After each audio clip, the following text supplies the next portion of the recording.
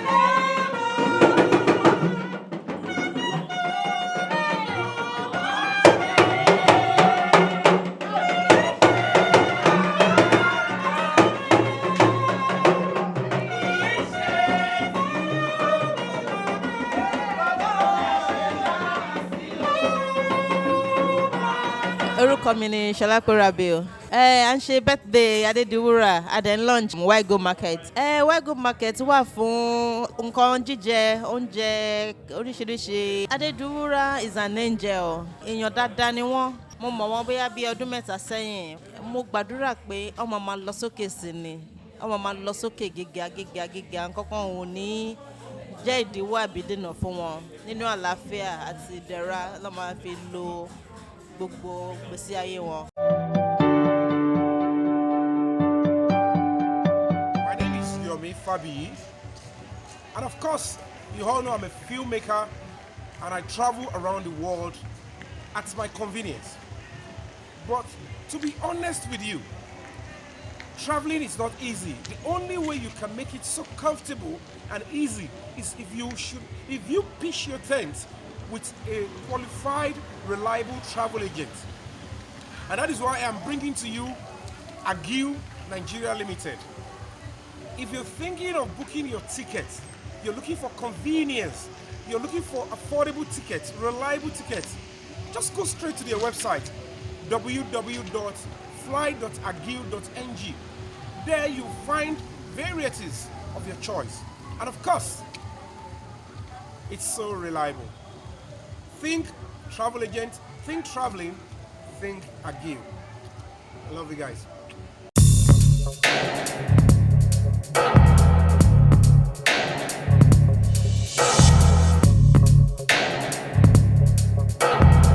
Orúkọ mi ni Ìyáàfin Ọlásùnkànmí Ayọ̀vọ́n. Ọmọ mi ni máa pè é Wúrà. Ó ń ṣí ibi ọjà ẹ̀ lénìí. Ibi tó ti máa ta ọjà. Ó ń ṣí lénìí. Orúkọ mi ni Dekolúfẹ́mi Máfidàn. Wọ́n máa ń pè mí ní Premium MC. Èmi ni MC event ọjọ́ ìní. à ń ṣe ayẹyẹ kí ni ìdí tá ṣe ń lọ sọ́jà kí ni ìdí tá ṣe ń lọ sọ́jà yẹn gangan òun ni Adediwura Black Gold àwọn jẹ́ ẹni tí mo respect gan tí mo dẹ̀ mọ̀ pé gbogbo nǹkan tó bá dáwọ́lé báyìí ó máa ń yọrí sí rere ni. If you have been to our program, let me see your hands up. If you love giving is fun, let me hear you say yeah, yeah. If you love White Go Market, let me hear you say oh, oh. Oh shit, oh, oh. All right, ladies and gentlemen, this woman is an amazing woman. She is hardworking to the core. And you know one thing I like about her is the fact that I have offered to work for her for free many times, but she never allows me work for free. And you know the reason why that is because she looks at me. I have anchored events for so many people. I mean, too many people, too many politicians, too many. Yeah, I've done all of that. But she looks at me that I have a value to give, and she raises that value. Ladies and gentlemen, if you're not too busy, if you're not too busy eating our rice and chicken, please put your hands together for this beautiful woman. She is an amazing CEO. She is a wonderful woman, a mother, a wife to be, because we're still that one is still coming. Wait, relax your mind. Relax your mind. Oh, we still do party. Chan is a party. You see your COVID-19?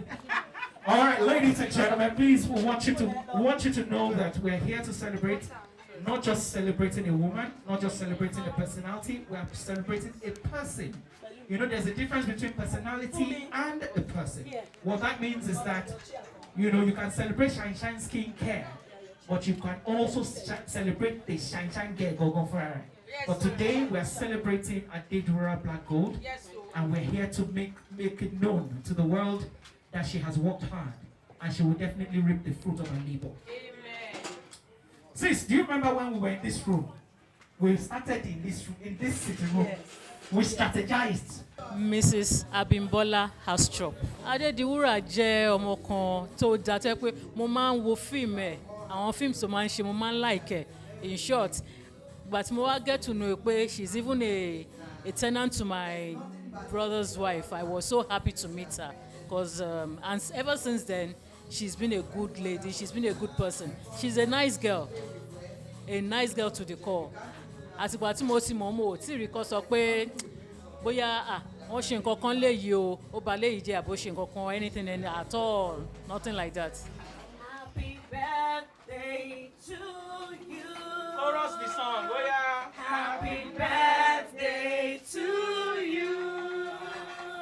Happy birthday. Happy birthday. Happy birthday to you. May the good Lord bless you. May the good Lord bless you. May the good Lord bless you, Adediwura. May the good Lord bless you. We wish you many happy returns of the day, long life and prosperity. Hip, hip, hip, hooray! Hip, hip, hip. Hooray! For she I is love a you jolly all. good fellow. Hey! Good fellow. For she is a jolly good fellow. And so say all of us. Hooray! And so say all of us. Oh yeah. Hooray! And so say all of us, hooray! For she is a jolly good fellow. For she is a jolly good fellow. For she is a jolly good fellow. And so say all of us. Hooray! Hip, hip, hip. Hooray! Hip, hip, hip. Hooray! Hooray, you take kilo ṣẹlẹ̀. Hip, hip, hip. Hip, hip, hip. I flew all the way from Canada láti wá yé ọ̀rẹ́ mi sí. Mo wish pé ọ̀rẹ́ wa kẹta wà níbí Mary làwà kájọ wá yẹ sí but she won't be able she couldn't make it, so mo ní láti wá yé ọ̀rẹ́ mi sí. Mo ti débì before láti bí ìkọ̀bí after 11 ọ̀rẹ́ mi àtàtọ̀ ọ̀rẹ́ mi tímọ́tímọ́.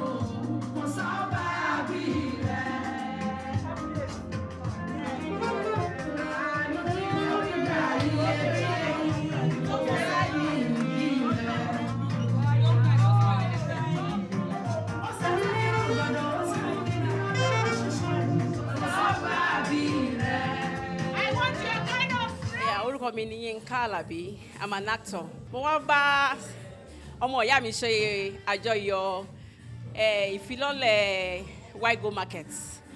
Nǹkan tá a wá ṣe léyìí nìyẹn. A dẹ̀ ń rọ àwọn èèyàn ń bẹ̀ yín. Kẹ́ wá bá wa rajà, kò sí nǹkan tẹ́ ẹ fẹ́ tí a ní. Ẹ ṣáà sọ fún wa, ẹ sọ bẹ́ẹ̀ ṣe fẹ́ sí. Ọmọ dáadáa ni wúrà, ọmọlúàbí. Ọmọ tí wọ́n bí tó ti tu rẹ̀ bí. Ọmọ tó jẹ́ pé kò kí ń fi ọ̀rọ̀ èèyàn ṣeré. Ọ̀rọ̀ èèyàn báyà gbé sórí ara ẹ̀ ní títí ẹ̀gbọ́n wa gbé lẹ̀. So tí bá ní kí n bẹ̀rẹ̀ ilé aṣọ ilé àmọ́ she just wonderful, èèyàn dáadáa ni. Ọlọ́run á wò ó, á dá sí. Ọdún tó ṣe ìwòye ọdún tó ń bọ̀, ìbejì, ìbẹ̀rin, ìbẹta nínú ilé ẹ̀ pẹ̀lú ọkọ ẹ̀ nínú àlàáfíà nínú ìdílé àmàjọ ṣe. White Go Market yìí everywhere àgbáyé lọ́mọ àti bára gbọ́ lágbára Ọlọ́run kò ní ṣàṣetì ń bẹ̀ kojú òdẹ̀ ní tì lágbára Ọlọ́run.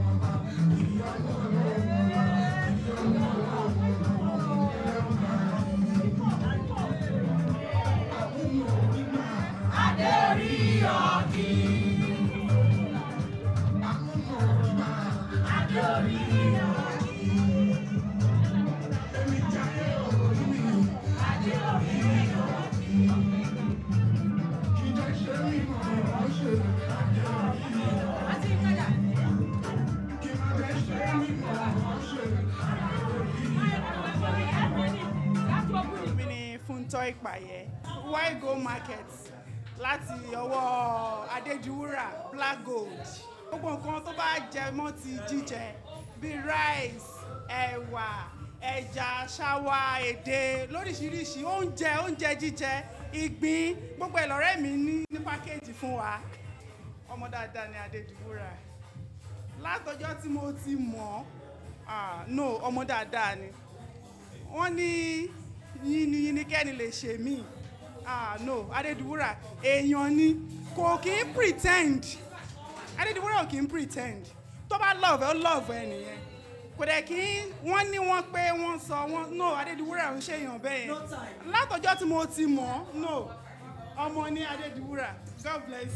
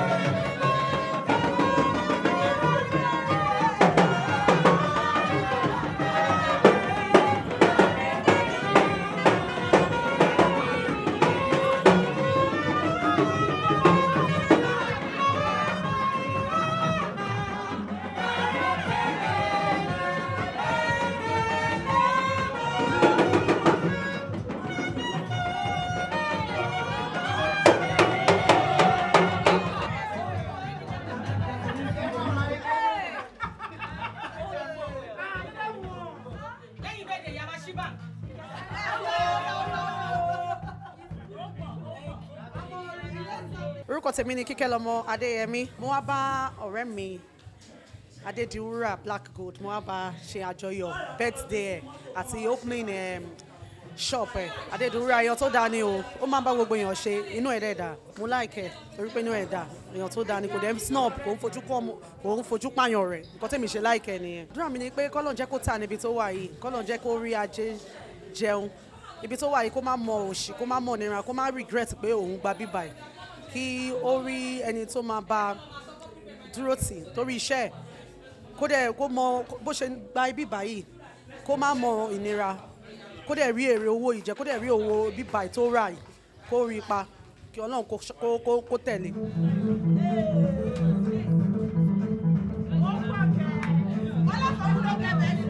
Orúkọ tèmi a máa jẹ́ Àfọlákẹ́ Jamiu. Níta wá ṣe ń bíbá ilé ní nǹkan tó dùn mọ́ wa gidi gan ni. Ọmọ ìyá wa kan òun ló ní òun fẹ́ ṣe kí àwọn èèyàn má ṣe wàhálà kankan mọ́. Kí ni obìnrin wà lọ lọ́jà? Kí la fẹ́ lọ ṣe lọ́jà? A máa ń lọ ra nǹkan ọbẹ̀, oúnjẹ ta fẹ́ ṣe fún ọkọ wa àtàwọn olólùfẹ́ wa. Àmọ́ wá ní pé òun fẹ́ kí àwọn ènìyàn kán mọ́ tiẹ̀ ṣe wàhálà. Tẹ́ bá ti rà ní owó pọ́ọ́kú ẹ̀ẹ́dẹ̀ gain tó pọ̀ tẹ́ bá ti tú ẹja gbígbẹ pọ̀nmọ́ ìgbín ìrẹsì àti oríṣiríṣi nǹkan òun ni a kó sínú ẹ̀. Téèyàn bá ti tún tá à ń sọ yìí á mọ̀ pé ọmọ yìí ṣe gudugudu méje yàyà mẹ́fà. Ọjọ́ èní tún jẹ́ ọjọ́ àyájọ́ ọjọ́ ìbí Adediwura, so ó wá jẹ́ nǹkan méjì tá a sọ dodidi kan. So àdúrà tí mo gbà fún because ọmọlúwàbí ni bó ṣe ń ṣe Olúwa túbọ̀ máa bá mi tì lẹ́yìn. Ọjọ́ èní tó tún jẹ́ ọjọ́ ìbí ẹ̀ ó máa rántí ẹ̀ sí dáradára. Á pẹ́ láyé nínú àlàáfíà. Ìtò wa tún wá dá sílẹ̀ láti jẹ́ kí àwọn èèyàn mọ̀ nípa ẹ̀ lénìí. Ìyẹn ni why go market. Ọlọ́run máa bá wa sọ di nǹkan olókìkí tí òun kan ò tiẹ̀ rò pé ó lè di ńlá. Olúwa bá wa ṣe bẹ́ẹ̀.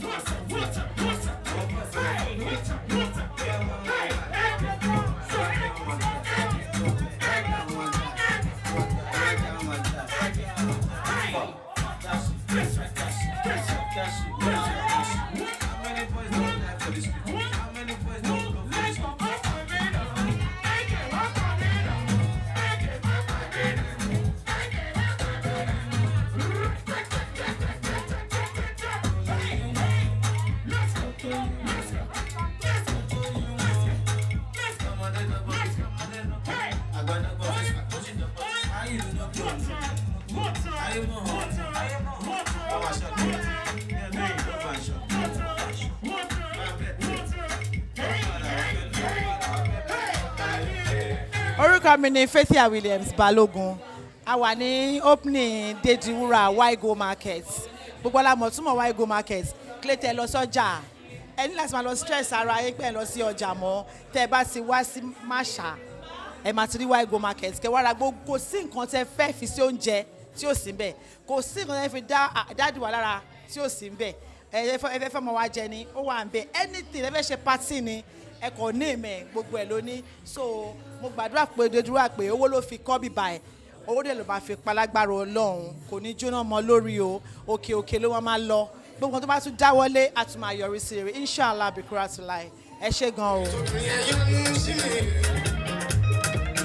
Ẹni bá yọnu sí mi, ṣọ́jú ìyọnu Ọlọ́run ọba, ìyọnu Ọlọ́run ọba, ìyọnu Ọlọ́run ọba, ìyọnu Ọlọ́run ọba, ìyọnu Ọlọ́run ọba, ẹ máa rí. Lẹ́sọ̀, mo ní ẹ̀ máa yọnu sí mi. Ọkùnrin ẹ̀ yọnu sí mi, obìnrin ẹ̀ yọnu sí mi. Gbogbo ẹni bá yọnu sí mi o. Ṣọ́jú ìyọnu Ọlọ́run ọba, ìyọnu Ọlọ́run ọba, ìyọnu Ọlọ́run ọba, ìyọnu Ọlọ́run ọba, ìyọnu Ọlọ́run ọba. Àwọn ọmọ ìgbà ènìyàn, àwọn ọmọ ìgbà ènìyàn.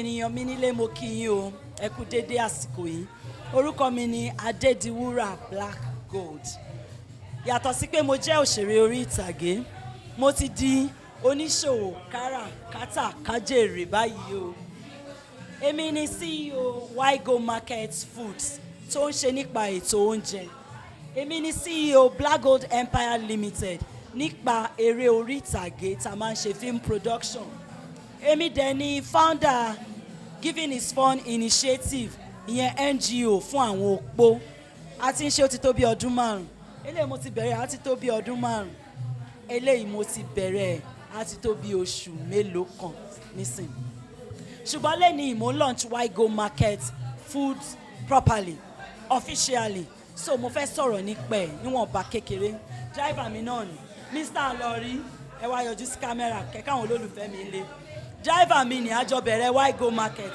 ni àwọn ọlọ́ba ń ta gas cooker lọ́jọ́ kìíní àná nígbà tí kò sówó tí ma fi bẹ̀rẹ̀ Waigo Market Food mo ní 100,000 mo ní èló ni mo fẹ́ fi bẹ̀rẹ̀ torí COVID-19 ó fún mi ní idea so many things àbí mo parọ́ ni mo ní ẹ lọ bá mi ta gas cooker èló lẹ pé at the end of the day èló lọ san 40,000 ẹ máa lọ ẹ ṣe so mo bá gba 40,000 yẹn at 100,000 tó wà lọ́wọ́ mi mo kọ́kọ́ fẹ́ dúpẹ́ lọ́wọ́ Tiwantiwa Foods because wọ́n try fún mi gan she has been in the wọ́n ti wà nínú káràkátà nípa oúnjẹ yìí ṣáájú mi ìgbà tí mo rí wọn mo lọ bẹ́ẹ̀ ń tó mọ̀ wọ́n yẹn wearables mo ní ẹ bá ń bá wọn sọ̀rọ̀ èmi náà fẹ́ bẹ̀rẹ̀ kínní wọ́n dẹ̀ bá mi bá wọn sọ̀rọ̀ mo ní ẹ bá mi pack àwọn ẹ̀wà 1 dozen gàrí 1 dozen èlùbọ́ 1 dozen pé ẹ má fi label yín sí èmi wá lọ ṣe label tèmi mo fi sí wọ́n dẹ̀ gbà mí láyè but glory be to God today ibi tí mo tẹ̀ wá fojú sí gan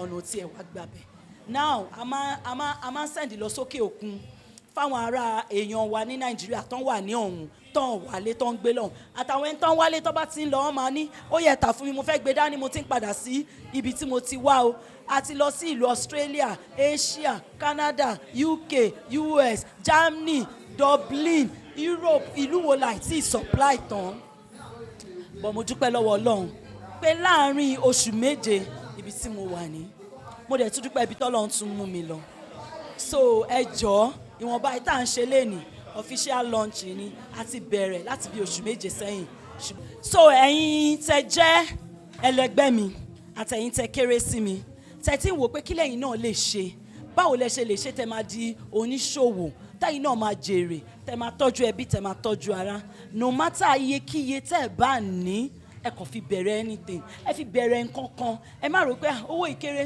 ó dìgbà tèmi náà bá gba shop ó dìgbà tèmi náà bá ní container mi ní nǹkan kan rárá mo ta gas cooker 40,000 naira pẹ̀lú 100,000 tó wà lọ́wọ́ mi ni mo fi bẹ̀rẹ̀ Waigo Man but now I'm talking about millions so come and join me let's do business together ẹ jẹ́ ká jèrè kàtà. mo dúpẹ́ lọ́wọ́ yín ẹ ṣé gan-an ẹ̀yin ọ̀rẹ́ mi ẹ̀yin ẹbí mi ẹ̀yin ẹ̀gbọ́n mi ẹ̀yin colleagues mi nínú eré orí ìtàgé ẹ̀yin ọ̀gá mi ẹ̀yin àbúrò mi gbogbo yín tẹ́ wá pátá inú mi dùn láti rí yín ẹ ṣé láìsẹ́yìn kò sémi o láìsí Ọlọ́run kò dẹ̀ sí gbogbo wa àtẹ̀yin tẹ́ tí ń bá mi rajà kó tó dì sí àtẹ̀yin tẹ́ tún rà lọ́wọ́ ẹ ṣé gan-an mo dúpẹ́ thank you. fi ń ṣàdúrà fún wípé ibi ìtòṣì yìí ìgbà tó tiẹ̀ kọ́kọ́ wọlé tí màmá wà ń bí mo sọ fún wọn wípé ibi ire lọ́lọ́run máa tún gbé wọn lọ láti bí inú ilé ara ẹ̀ ló máa lọ eléyìí tó dẹ̀ wá ń ṣe lénìí Ọlọ́run á fèrè púpọ̀ sí i